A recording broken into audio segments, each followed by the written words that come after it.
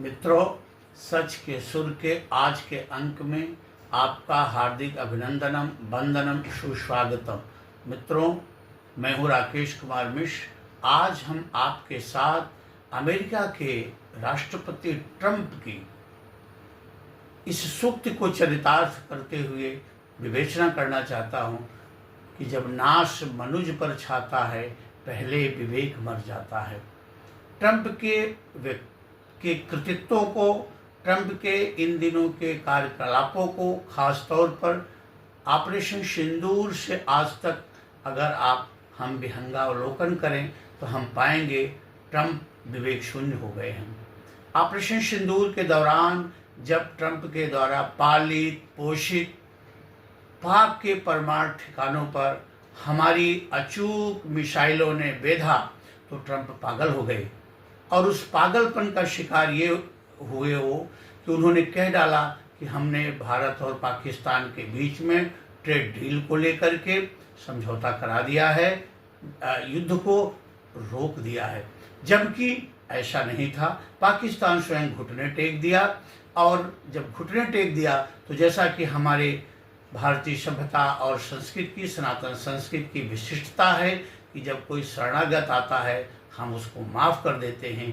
कि भगवान राम ने भी कहा है और योगेश्वर कृष्ण ने भी कहा है। तो हमारे प्रधानमंत्री, यशस्वी प्रधानमंत्री मोदी जी ने पाक को जब वो घुटने टेका तो उन्होंने युद्ध को विराम दे दिया। लेकिन ऑपरेशन सिंदूर के बारे में वो सतत कहते रहे हैं, वो उसको विश्राम नहीं मिला हुआ है। अगर एक भी गोली पाकिस्तान की तरफ से आई तो हम गोला दागेंगे।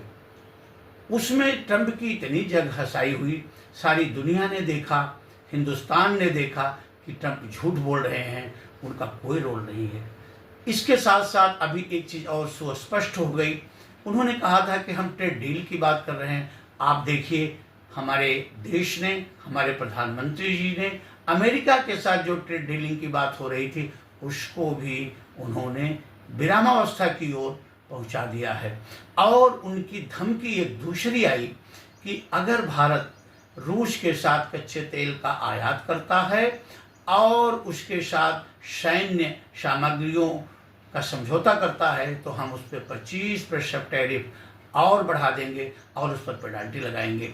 हमारे प्रधानमंत्री जी ने कोई समझौता नहीं किया और इस पर ट्रंप झूठ बोले कि अभी हमारे इस ऐलान के बाद प्रधानमंत्री मोदी जी डर गए हैं और वो कच्चे तेल का समझौता रद्द कर दिए हैं। जबकि ऐसा नहीं है। प्रधानमंत्री जी ने सदन में और सदन के बाहर भी इसको पुष्ट किया कि हमारा कोई समझौता रद्द नहीं हुआ, हम कच्चे तेल का आयात करेंगे और सैन्य सामग्री, सैन्य संसाधनों पर भी हमारी उनकी जो वार्ता है वो आगे की ओर बढ़ रही है। साथ ही साथ हमारे प्रधानमंत्री जी ने अमेरिका के बम वर्षक जो विमान है F-35 उसके साथ जो समझौता हो रहा था उसको उन्होंने विश्राम कर दिया है। तो आप देखें, आज दुनिया का सर्वशक्तिमान देश अमेरिका के राष्ट्रपति ट्रंप की क्या दशा है। उनकी बात को विकसित देश और विकासोन्मुखी देश उनकी बात को एक, जैसे बहुत पहले सरस सलिस मैगजीन आती थी, उसमें हल्की हल्की बातें सब होती थी, मनोरंजनकारी बातें होती थी, उसी प्रकार से ट्रंप को लिया जाने लगा है।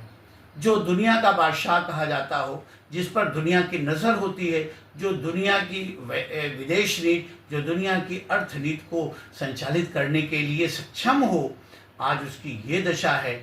इसका सिर्फ और सिर्फ एक कारण है, विवेक शून्य हो गए हैं और वो अमेरिका में ही उनके तर्कों का, उनके वक्तव्यों का विरोध होना शुरू हुआ। आप बताइए, आज भारत की अर्थव्यवस्था जो दुनिया की तीसरी अर्थव्यवस्था बनने जा रही है, जो जापान और चाइना को भी पीछे करने के लिए उन्मुख है, आप उसको मृत अर्थव्यवस्था करें और उसी भारत के बाजार की ओर आप पूरा का पूरा अपना फोर्स लगाए हुए हैं कि इस बाजार में मुझे प्रवेश मिले। क्या दशा है आपकी है? न चित्त होगी आपकी, न पट होगी। तो ट्रंप की इन बातों को जो आज हम देख रहे हैं, जो हम आप विहंगावलोकन कर रहे हैं, हम कह सकते हैं कि इसको आप ये भी कहा जाता है कि जब इंसान के ऊपर उसके पतन का उसकी पतन की पृष्ठभूमि तैयार होने लगती है, तो उसमें सबसे बड़ा रोल अहमन्यता का होता है, अहंकार का होता है। और आज अहंकार के शिकार ट्रंप मोदी से दोस्ती क्या तोड़ रहे हैं, वो पूरे दुनिया से उनकी अर्थव्यवस्था टूट जाएगी। और मुझे तो नहीं लगता है अगर वो इसी राह पर चले तो वो अर्थव्यवस्था का और सैन्य व्यवस्थाओं को दुनिया के वो प्रथम वो बादशाह के रूप में जाने जाएंगे। मुझे जिस पे डाउट हो रहा है। तो मित्रों, आज के अंक में बस इतना ही। अगले अंक में हम आपके साथ किसी दिन पर, किसी प्रसरण पर पुनः आपसे साझा करेंगे अपने विचारों को।